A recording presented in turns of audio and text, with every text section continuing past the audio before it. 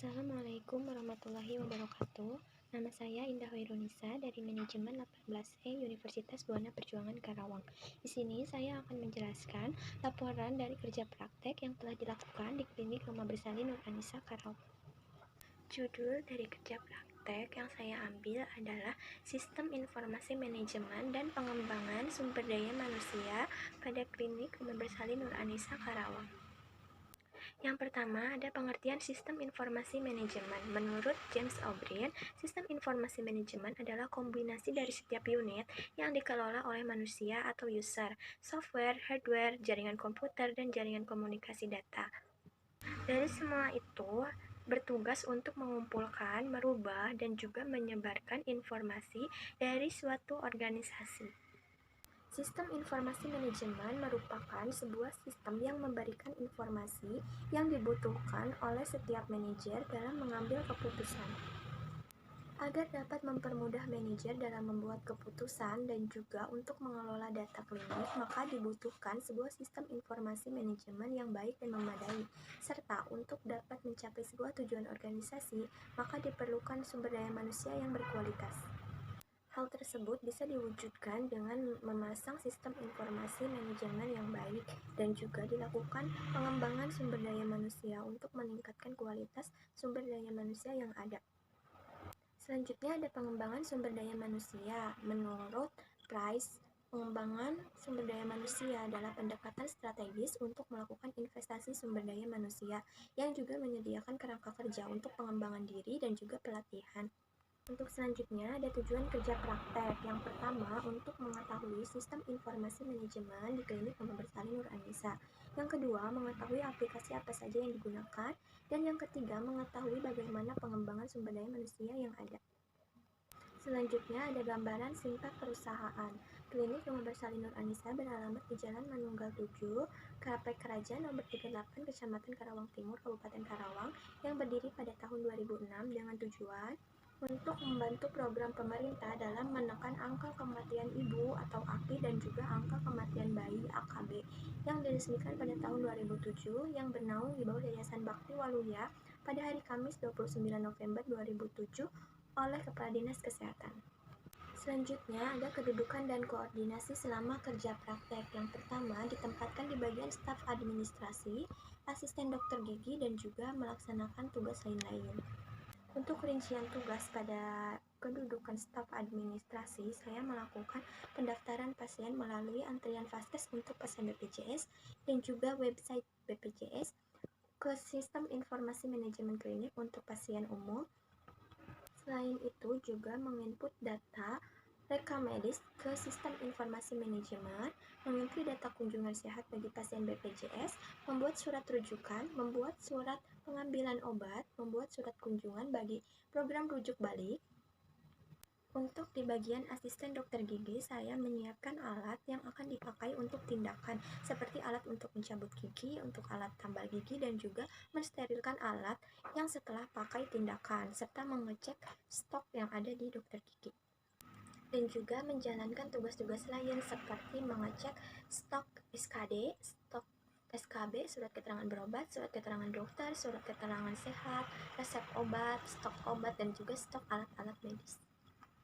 Yang pertama, ada sistem informasi manajemen klinik. Sistem informasi manajemen klinik ini senantiasa mempermudah pekerjaan atau meminimalisir waktu yang terbuang dalam melakukan suatu pekerjaan, dalam mengolah data dan juga menyimpan data. Untuk itu, Klinik Rumah Bersalin Nur Anisa menggunakan sistem informasi manajemen klinik untuk menyimpan dan juga mengolah data agar data yang diinputkan dapat tersimpan dengan baik dan juga dapat lebih efektif dalam menjalankan pekerjaan. Konsep yang diterapkan dalam sistem informasi manajemen klinik Rumah Bersalin Nur Anisa adalah menggunakan metode waterfall.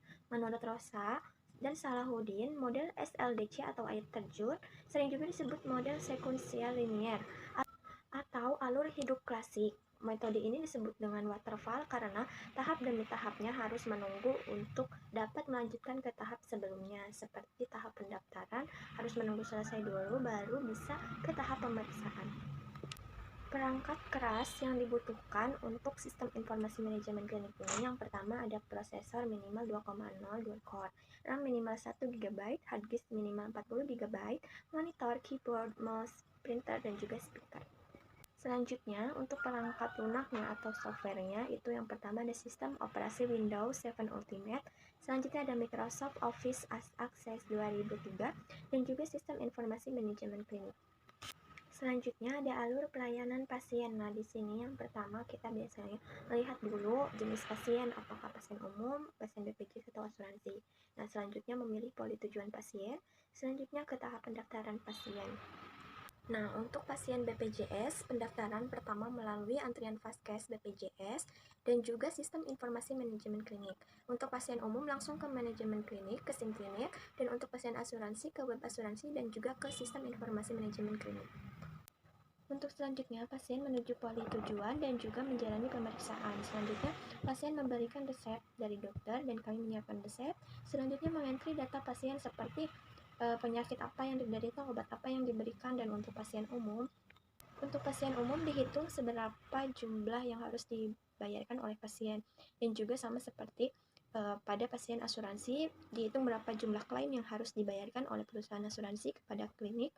Dan untuk pasien BPJS hanya mengentri pada hanya data penyakit dan juga data tinggi badan, berat badan yang dimiliki oleh pasien melalui web primary yang telah disediakan oleh BPJS. Selanjutnya ada pengembangan sumber daya manusia. Nah, di sini pengembangannya melalui pelatihan bagi karyawan baru, pembinaan, pendampingan, dan juga edukasi dengan tujuan utama adalah untuk dapat mengembangkan setiap karyawan yang ada. Nah, pengembangan di masa COVID-19 ini dilakukan secara online untuk seminar-seminar dan juga rapat bagi karyawan. Nah, ini untuk menambah pemahaman karyawan mengenai sistem BPJS maupun sistem asuransi yang bekerja sama dengan klinik. Dengan adanya pembatasan yang dilakukan oleh pemerintah, maka pengembangan SDM melalui seminar dan juga rapat ini dijalankan melalui daring, kecuali untuk pelatihan karyawan baru itu langsung melalui training selama 10 hari. Selama 10 hari tersebut dilakukan pembinaan dan juga pelatihan dan pengawasan oleh senior atau karyawan yang telah lama bekerja untuk melihat sejauh mana disiplin dan juga kesigapan dalam menyelesaikan masalah. Apabila dalam 10 hari tersebut kinerjanya baik, maka karyawan akan diteruskan untuk bekerja di klinik, dan apabila tidak memenuhi persyaratan, maka hanya sampai training saja, tidak dilanjutkan ke dalam kontrak kerja. Selain itu juga dilakukan cross-functional training atau pelatihan lintas fungsional yang melibatkan karyawan untuk melakukan suatu pekerjaan di luar apa yang ditugaskannya, untuk melatih dan juga meningkatkan komunikasi dan juga sinergitas antara fungsional satu dan lainnya. Selanjutnya, ada pun kendala yang dihadapi, yaitu yang pertama, diperlukannya sistem informasi manajemen yang dapat meng-backup data secara otomatis. Nah, karena selama saya di klinik, backup data itu dilakukan secara manual yang ditulis dalam buku besar. Di dalamnya juga termasuk pendapatan klinik yang dilakukan secara manual per harinya. Jadi manajer dan juga direktur mengeceknya lewat buku besar tersebut, bukan dari sistem informasi manajemen yang ada. Nah, selanjutnya ada absensi klinik. Absensi di sini juga masih dalam bentuk manual. Jadi setiap karyawan datang harus mendatangani kertas yang sudah disediakan oleh manajer. Itu untuk melihat kehadiran dari karyawan tersebut. Nah, jadi untuk jamnya tidak terlihat jam berapa karyawan, jadi disiplin kerjanya tidak terlihat. Yang terakhir kendalanya yaitu tidak adanya pasokan listrik tetap. Jadi setiap adanya pemadaman listrik, maka aktivitas klinik pun berhenti total gitu. Jadi tidak melayani pasien dalam keadaan mati lampu karena tidak ada pasokan listrik yang kuat. Selanjutnya ada solusi. Yang pertama, perlu tambahan sistem informasi manajemen agar tidak harus ditulis dalam buku secara manual, agar dapat lebih efisien waktu dan lebih efektif, yang di dalamnya telah berisi pendapatan bersih klinik per hari. Yang kedua, dengan memasang alat absensi otomatis atau fingerprint agar dapat terlihat kehadiran karyawan dengan jamnya dan juga tidak harus mendatangani secara manual absensi. Yang terakhir, untuk listrik bisa dengan menggunakan alat genset agar apabila adanya atau terjadi pemadaman listrik, maka klinik akan tetap bisa beroperasi secara normal. Jadi pasien dapat terlayani dengan baik. Selanjutnya ada kesimpulan. Dari hasil pemaparan tadi, maka dapat disimpulkan penerapan dan juga penggunaan sistem informasi manajemen dapat memudahkan pegawai dalam melakukan pelayanan terhadap pasien dan juga membantu klinik dalam menyimpan data. Yang kedua, pengembangan SDM yang diterapkan dalam klinik masih kurang, mengingat memang kurangnya pengawasan dari manajer dan juga direktur klinik. Selanjutnya, ada saran untuk pengembangan klinik lebih lanjut. Yang pertama, pengembangan sistem untuk absensi pegawai klinik seperti bisa dengan menggunakan mesin fingerprint untuk mengetahui jelas jam kedatangan pegawai untuk menilai kedisiplinan karyawan. Yang kedua, dengan meningkatkan sistem informasi manajemen klinik untuk perhitungan pendapatan klinik per hari, sehingga tidak harus ditulis lagi dalam bentuk buku secara manual yang memang dirasa menghambat pekerjaan karyawan dalam melayani pasien. Yang ketiga, dengan meningkatkan pengembangan sumber daya manusia dengan melalui skill training untuk meningkatkan keterampilan yang dimiliki oleh karyawan, dan juga creativity training untuk meningkatkan kreativitas karyawan, dan juga team training untuk meningkatkan kerjasama tim. Selanjutnya, perlu diadakan backup data secara berkala dalam per bulan maupun per tahun untuk menghindari terjadinya kehilangan data akibat kerusakan pada sistem. Adanya peningkatan pasokan listrik atau bisa juga dilakukan dengan pemasangan alat genset agar saat pemadaman listrik klinik masih dapat beroperasional. Sekian presentasi dari saya. Maaf apabila ada kesalahan kata maupun kesalahan pengucapan, dan juga semoga dapat bermanfaat. Terima kasih. Wassalamualaikum warahmatullahi wabarakatuh.